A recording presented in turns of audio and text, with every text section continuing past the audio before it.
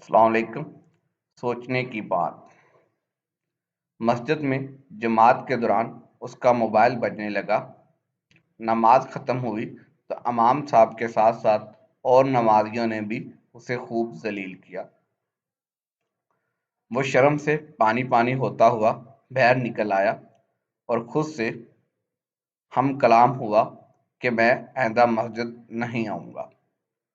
کچھ دن بعد اس کے دوست اسے کلب لے گئے۔ وہاں اس کے ہاتھ سے گلاس گر کر ٹوٹ گیا۔ یہ مینیجر کو اپنی طرف آتے دیکھ کر ڈر گیا۔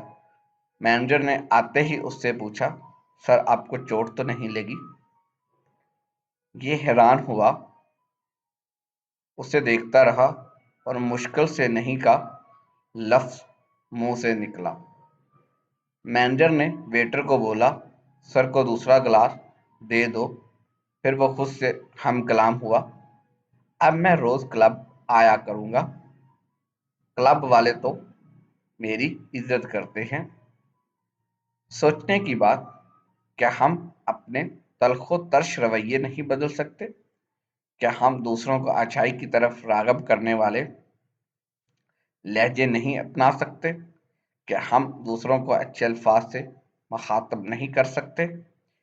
کیا ہم اپنے پیارے نبی کریم صلی اللہ علیہ وآلہ وسلم کی سنت کی پیروی کرتے ہوئے نیکی و حسنات کی نیت سے اخلاق حسنہ کا مظاہرہ نہیں کر سکتے؟ کیا ہم نرمی سے نہیں بول سکتے؟ یاد رکھے، غلطیاں ہر ایک سے ہوتی ہیں۔